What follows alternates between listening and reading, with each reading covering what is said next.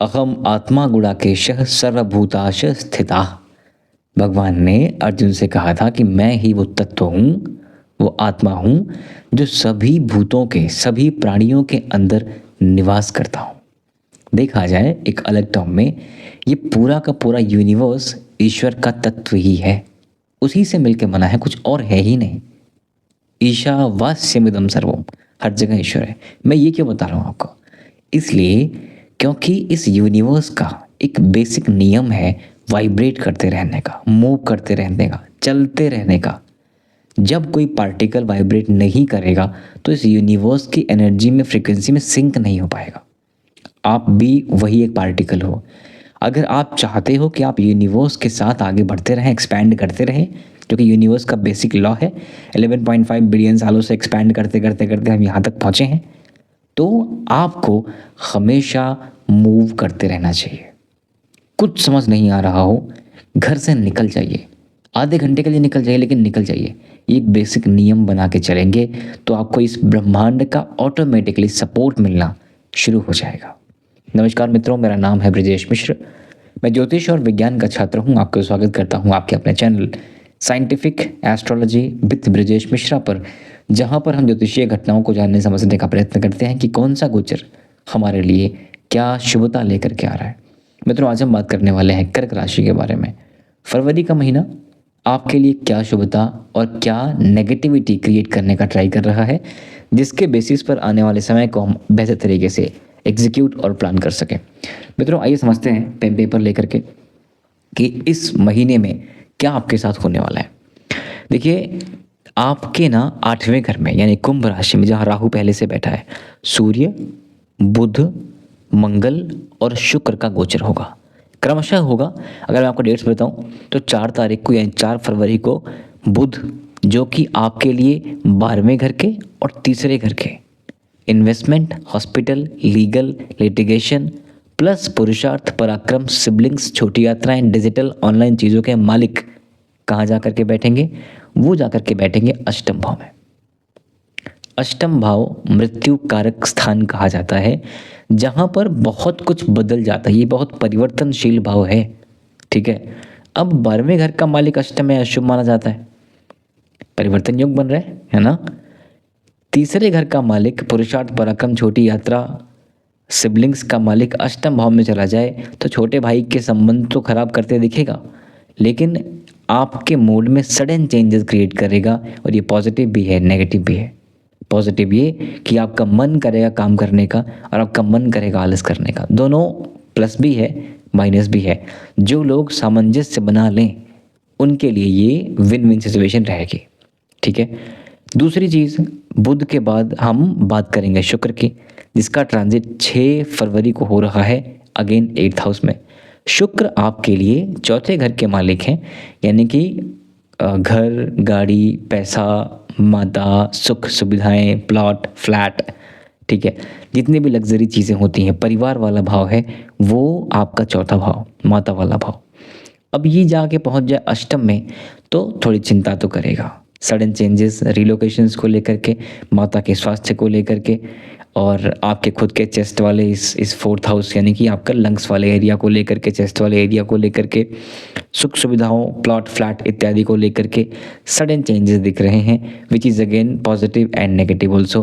Positive ये है कि गड़ा हुआ धन, रुका हुआ पैसा, इसके आने के भी योग हैं, घर संबंधित, प्लॉट संबंधित चीज़ों के साथ, है ना। खरीदने बेचने के भी योग हैं, सडन प्लान्स चेंज हो सकते हैं आपके, इस तरह के भी योग हैं। तो ये सब कुछ सिर्फ पॉजिटिव नहीं है और सब कुछ सिर्फ नेगेटिव नहीं है, कुछ अच्छा भी है, कुछ बुरा भी है। माता के स्वास्थ्य के लिए बहुत अच्छा नहीं माना जाएगा, ठीक है। सूर्यदेव का ट्रांजिट है 13th ऑफ फैब को। सूर्यदेव आपके वाणी वाले भाव, धन वाले भाव, कुटुंब वाले भाव, ENT वाले भाव, ठीक है, और पैसा वाले भाव के मालिक अष्टम में पहुंचेंगे। कुछ चीज़ों के लिए अच्छा, कुछ चीज़ों के लिए बुरा। यहाँ पर राहु पहले से बैठा है, बुध शुक्र पहले से बैठे हुए हैं, सूर्य बाद में यहाँ पर आएंगे। हालांकि मंगल और बाद में आ रहे हैं, लेकिन सूर्य भी यहाँ पर आ रहे हैं। तो उस समय तक 4 ग्रह हो जाएंगे। राहु सूर्य की युति बड़ी अच्छी नहीं मानी जाती। धन को लेकर के, वाणी को लेकर के, परिवार को लेकर, कुटुंब को लेकर के कुछ व्यय होने की संभावनाएं, प्लस अगर कोई पैतृक विवाद चल रहा है प्रॉपर्टी को लेकर के, पैतृक प्रॉपर्टी को लेकर विवाद चल रहा है, आपका पैसा लॉस हो चुका है, आप ध्यान नहीं दे रहे थे, या आपने किसी को दिया पैसे मिल नहीं रहे हैं, इन सारी सिचुएशंस को लेकर के पॉजिटिविटी भी दिख रही है। तो कुछ चीज़ों को लेके पॉजिटिव अगेन और कुछ चीज़ों को लेके नेगेटिव। मित्रों, कोई भी भाव सिर्फ पॉजिटिव नहीं हो सकता और कोई भी भाव या कोई ग्रह सिर्फ नेगेटिव नहीं हो सकता। जहाँ पे पॉजिटिविटी है साथ में नेगेटिविटी भी है। मंगल आएंगे 23 फरवरी को, और मंगल आपके लिए करियर वाले भाव के मालिक हैं, प्लस शिक्षा वाले, संतान वाले, प्रेम वाले भाव के मालिक हैं। तो मैं तो पहले एक चीज़ बता दूं मित्रों, आगे बढ़ने से पहले आपको थोड़ा सा ना ये फरवरी का महीना थोड़ा केयरफुल रहना होगा, ठीक है? क्योंकि आपके अष्टम भाव में 5-5 ग्रह या एक समय के लिए 6-6 ग्रह भी रहेंगे, भले ही वो एक ही दिन 2 दिन का पीरियड हो, लेकिन वो है, ठीक है? तो इन पंचग्रही युति जो बन रही है अष्टम भाव में, अष्टम भाव कुंडली में अगर ठीक है तो बहुत चिंता की बात नहीं है, लेकिन कुंडली में भी अगर आपका अष्टम भाव खराब है तो ये समझ लीजिएगा कि ये फेज राहु, बुध, सूर्य, शुक्र, मंगल अष्टम में बैठना किसी बड़े परिवर्तन को दिखा रहा है। परिवर्तन किससे संबंधित होगा? हॉस्पिटल, लीगल, लिटिगेशन मामलों को लेकर के, इन्वेस्टमेंट को लेके, घर, गाड़ी, पैसा, प्लॉट, फ्लैट, इसको लेकर के, परिवार को लेकर के, और शिक्षा, संतान को लेकर के, करियर को लेके बड़े परिवर्तन के योग हैं। इसके अलावा ना कुछ चीज़ें बड़ी इंपॉर्टेंट हैं, जैसे ये ग्रह तो हर महीने बदलते हैं या हर 45 डेज में बदलते हैं। केतु, गुरु, शनि, राहु, ये 4 ग्रह हैं जो फरवरी के महीने में कोई स्थान परिवर्तन नहीं कर रहे हैं, एक लंबे समय से वहीं पर हैं। सेकंड हाउस केतु है। जिन लोगों के कुंडली में ईएनटी की प्रॉब्लम्स है, या जिन लोगों का करंट टाइम पे ईएनटी की प्रॉब्लम चल रही है, बोलने में दिक्कत है, आवाज़ ठीक नहीं है। आवाज़ ठीक नहीं का मतलब मैंने आपसे कुछ कहा और मेरा टोन ठीक नहीं है, मैं गाली गलौज कर रहा हूँ, मैं झगड़े कर रहा हूँ, मैं चीट कर रहा हूँ, मैं झूठ बोल रहा हूँ, ये भी दुर्मुख योग में ही आता है, जो कि वर्तमान में स्थिति आपकी ऐसी ही है। तो फिजिकल प्रॉब्लम्स गले को लेके, ईयर को लेके, स्पीक को लेकर के, ठीक है, उसको लेकर के, साथ में केतु का वहाँ बैठने के कारण परिवार भाव में भी गाली गलौज करना, झगड़े करना, दूरियाँ, परिवार से दूरियाँ, मोहभंग होना, ठीक है। भोजन की आदतों को लेकर के भी खाना खाने का मन न करना, डाइट हैबिट्स खराब करना, कुछ भी खाने का मन करना, कभी कुछ खाने का मन नहीं करना, ठीक है। तो इन सब भावों को लेकर के कोई विशेष परिवर्तन दिख नहीं रहा है, इसलिए संयम बरतने की बेहद ज़रूरत है आपको, ठीक है। ये तो सिर्फ केतु की बात हमने करी है। राहु अष्टम में पहले से बैठा हुआ है, शनि बैठे हैं आपके पंचम भाव में, केतु का इम्पैक्ट आपके नौकरी पे है, अब अष्टम पे भी है और करियर पे भी है। सेकेंड हाउस बैठा हुआ केतु नौकरी, कारोबार को लेकर के बड़े बदलाव कराने का योग देता है। अब बड़े बदलाव का योग ना ये अभी जस्ट नहीं बना है, ये बड़े बदलाव का योग तो पहले से बना हुआ है। हालांकि कई सारे ग्रह एक साथ बदलाव में इसका साथ देते हुए दिख रहे हैं। तो आप ये समझिए कि लास्ट ईयर से मई के बाद से अगर किसी का करियर में चेंज करना चाहते हैं, नहीं हुआ है, तो यहाँ पर कर सकते हैं। और जो लोग चाहते हैं कि ना हो, उनके भी कुछ सिचुएशंस ऐसी बनेंगी, काम करने में मन ना लगे, बॉस के साथ कॉन्फ्लिक्ट हो जाए, टीम में मज़ा ना आए, कुछ ऐसे योग बनते दिख रहे हैं कि करियर में भी बदलाव के योग हैं। और अगर किसी ने जॉब चेंज कर ली है ना, रिलोकेट कर लिया, फिर भी आप ये मान के चलें बहुत ज़्यादा मन अभी लगने वाला है नहीं, इसलिए कंट्रोल करिएगा इस साल के एंड तक। केतु वहीं पे, ठीक है। शनि आपके लाभ वाले स्थान को देख रहे हैं, लाभ वाले स्थान को देख रहे हैं, भाग्य में बैठे हैं। अब समझिएगा मित्रों, भाग्य वाले स्थान में बैठ करके अगर लाभ वाले स्थान को देख रहे हैं तो भाग्य पर और लाभ पर शनि का इम्पैक्ट। शनि एक स्लो चलने वाला ग्रह है, इसलिए भाग्य भरोसे नहीं बैठना है, ठीक है। शनि कर्म वाला ग्रह है, कर्म करके भाग्य का साथ मिलेगा। साथ में आपके लाभ वाले स्थान पर शनि का इम्पैक्ट है, यानी इनकम, स्टीडी इनकम है, सडन खूब बड़ा सा गेन हो जाए ऐसा कोई योग नहीं है, लेकिन स्टीडी इनकम है, मेहनत करते रहेंगे तो पैसा आता रहेगा, इसकी चिंता मत करिएगा, ठीक है। शनि का इम्पैक्ट आपके पुरुषार्थ पराक्रम पे है, आपको आलस, लथार्जी, प्रोक्रेस्टिनेशन, इनकी दिक्कतें बनेंगी, मूड स्विंग्स होना, मूड चेंजेस होना बार बार, इसकी दिक्कतें बनेंगी। ठीक करने का बेसिक सा उपाय है, ज़बरदस्ती करनी पड़ेगी खुद के साथ, ठीक है।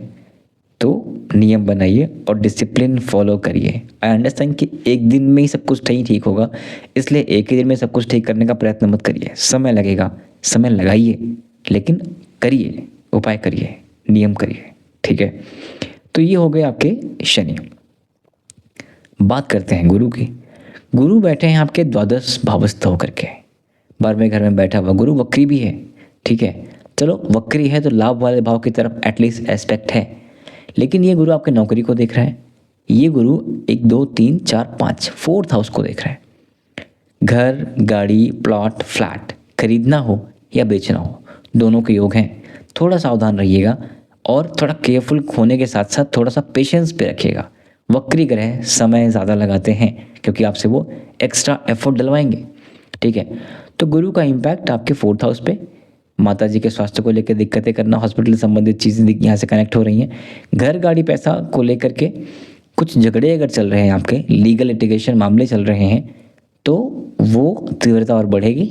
नहीं चल रहे हैं, कहीं कोई विवाद है भी, दिख भी रहा है, थोड़ा शांत रहिए, क्योंकि फरवरी के महीने ही नहीं, मार्च तक, या मैं मोटा मोटा कहूँ जून तक, सिर्फ फरवरी ही नहीं, जून तक थोड़ा सा केयरफुल रहना है प्रॉपर्टी, प्लॉट, फ्लैट के विवादों को लेकर के। माता जी के स्वास्थ्य का तो ध्यान रखना ही है, ठीक है। ये गुरु नौकरी को देख रहा है, ये गुरु आपके अष्टम भाव को भी देख रहा है।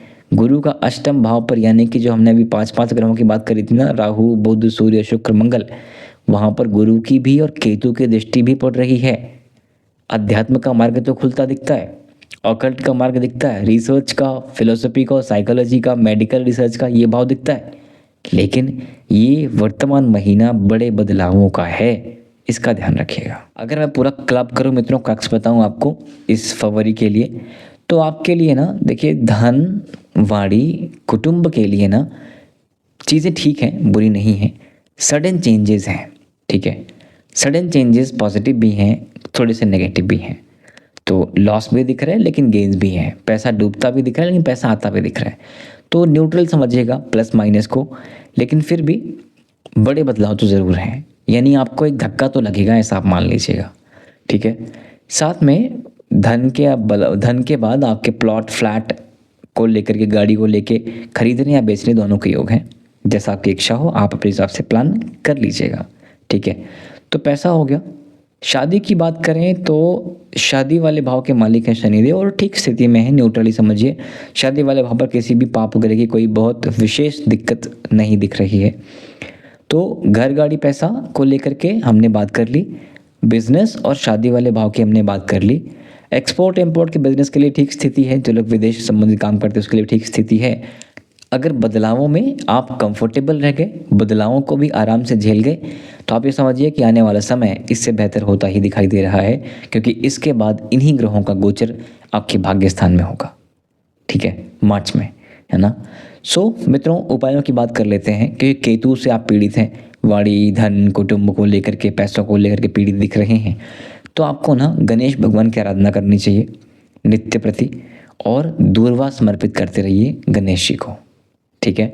साथ में धन की स्थिति, बिकॉज सूर्य आपके शत्रु की राशि में जा रहा है, कुंभ राशि में जा रहा है, तो धन के लिए भी, यानी कि सूर्य के लिए भी आपको आदित्य हृदय स्तोत्रम का पाठ करते रहना चाहिए और नित्य प्रति जलाभिषेक करते रहना चाहिए।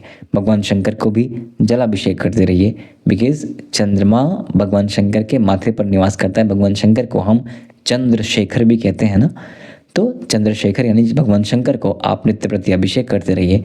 डीप ब्रीदिंग करना बिल्कुल ना भूलिए। फर्स्ट हाउस का इम्पैक्ट बेहतर करने के लिए आप ये समझिए, आपके लिए प्राणायाम, भ्रामरी, कोई सी एक ऐसी कैटेगरी जहाँ पर आप ऑक्सीजन इनहेल करना शुरू करते हैं, बहुत ज़रूरी है और बहुत अच्छी मानी जाएगी, ठीक है। स्वास्थ्य को लेकर विशेष कोई खास दिक्कत नहीं है। जो पहले से लोग पीड़ित हैं, धीरे धीरे आपको रिलीफ ही मिलता दिखेगा आने वाले समय में।